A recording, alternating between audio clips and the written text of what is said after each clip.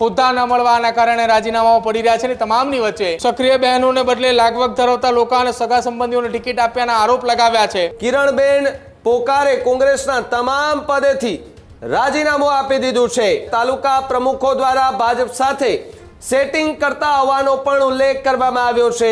ખરેખર કોંગ્રેસે ભાજપની બી ટીમ છે કે કેમ? હજુ સુધી તમે અમારી ચેનલને સબસ્ક્રાઇબ નથી કરી તો અત્યારે જ ન્યૂઝરૂમ ગુજરાતને સબસ્ક્રાઇબ કરો, ફેસબુક અને ઇન્સ્ટાગ્રામ પર ફોલો કરો।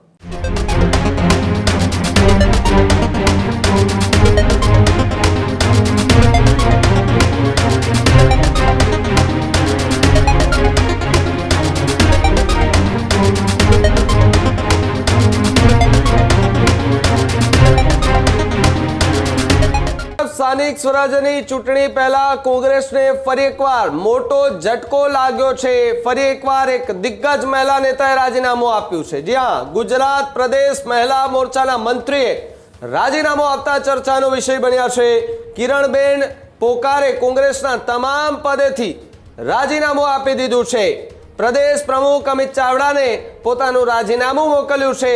ગેરવર્તણૂક મહિલાઓની અવગણના થતી હોવાનો એ રાજીનામામાં ઉલ્લેખ કરવામાં આવ્યો। જ્યારે ટિકિટ વહેંચણીમાં ભ્રષ્ટાચારનો સનસનીખેજ કોંગ્રેસ પર આરોપ જોવા મળી રહ્યો છે। જ્યારે તાલુકા પ્રમુખો દ્વારા ભાજપ સાથે સેટિંગ કરતા હોવાનો પણ ઉલ્લેખ કરવામાં આવ્યો છે।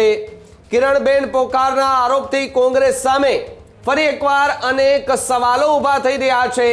શું કોંગ્રેસમાં હકીકત થાય છે હકીકતે એવું રીતે ટિકિટોનું વેચાણ થાય છે? શું કોંગ્રેસના ઉમેદવારોનું ભાજપ સાથે સેટિંગ છે?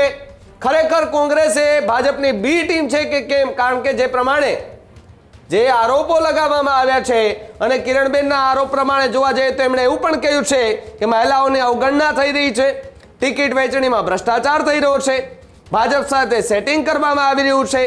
આ પ્રકારના આરોપો લાગતાની સાથે જ ફરી એકવાર કોંગ્રેસ પર ગંભીર સવાલો ઊભા થઈ રહ્યા છે કે શું કોંગ્રેસમાં હકીકતે આ પ્રકારની ટિકિટની વહેંચણી થાય છે, ભ્રષ્ટાચાર થાય છે, કોંગ્રેસના ઉમેદવારોનું ભારતીય જનતા પાર્ટી સાથે કોઈ સેટિંગ છે કે કેમ? શું ખરેખર જે પ્રમાણે આરોપો લગાવવામાં આવે છે કે કોંગ્રેસ ભારતીય જનતા પાર્ટીની બી ટીમ છે, શું એ હકીકત છે કે કેમ? કારણ કે જે રીતે કિરણબેન પોકારે આરોપ લગાવ્યા છે કોંગ્રેસ પર અને જે રાજીનામું મોકલવામાં આવ્યું છે અમિત ચાવડાને, આ રાજીનામું મોકલતાની સાથે જ કોંગ્રેસની અંદર પણ સ્થાનિક સ્વરાજ્યની ચૂંટણી સમય આ મોટો ભડકો જે છે તે જોવા મળી રહ્યો છે। તો જે રીતે તાલુકા પ્રમુખો દ્વારા ભાજપ સાથે સેટિંગ કરતા હોવાનો પણ ગંભીર આરોપ જોવા મળી રહ્યો છે। કિરણબેન પોકારના આરોપથી કોંગ્રેસ સામે સવાલો ઊભા થતા જોવા મળી રહ્યા છે। એટલે કે કોંગ્રેસ પ્રયત્ન કરી રહી છે કે ફરી એકવાર ગુજરાતની અંદર પોતાની સરકાર અને પોતાના નેતાઓના નામ ધીમે ધીમે ઊંચા લાવી શકે, પરંતુ ક્યાંક આ પ્રકારના આરોપો લાગતાની સાથે જ સવાલો જે છે તે અનેક ઊભા થઈ રહ્યા છે। પ્રદીપ ન્યૂઝરૂમથી જોડાયા છે। પ્રદીપ, જે રીતે કોંગ્રેસમાં ફરી એકવાર સ્થાનિક સ્વરાજ્યની ચૂંટણી પહેલા મોટો ભડકો જોવા મળી રહ્યો છે, કિરણબેન પોકાર છે તેમણે ગંભીર આરોપો લગાવ્યા છે।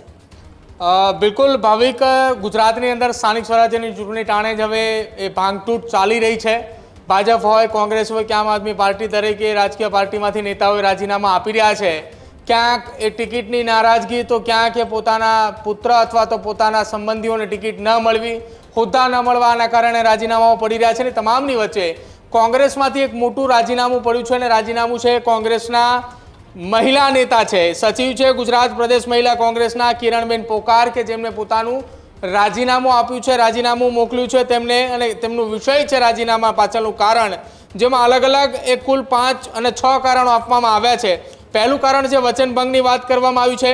સ્થાનિક સ્વરાજ્યની ચૂંટણીમાં મહિલાઓ અને યુવાનોને પ્રાધાન્ય આપવાની વાત માત્ર કાગળ પર હોવાની વાત કરી છે। બીજું કારણ તેમણે આપ્યું છે મહિલાઓની અવગણના। રાષ્ટ્રીય અધ્યક્ષ અલકા લાંબાજી અને પ્રદેશ મહિલા અધ્યક્ષ ગીતાબેન દ્વારા મહિલા હોદ્દેદારોની ટિકિટમાં અગ્રતા આપવાના વચનો એ કચ્છ જિલ્લામાં પોકળ સાબિત થયા હોવાની વાત કરી છે। સક્રિય બહેનોને બદલે લાગવગ ધરાવતા લોકો અને સગા સંબંધીઓને ટિકિટ આપ્યાના આરોપ લગાવ્યા છે। ત્રીજું કારણ આપ્યું છે ગેરવર્તણૂક। કચ્છ જિલ્લા પ્રમુખ અને નખત્રાણા તાલુકા પ્રમુખ દ્વારા મહિલા હોદ્દેદારો સાથે અત્યંત તોછડી ભાષામાં વાત કરવામાં આવે છે, આ કારણ આપવામાં આવ્યું છે।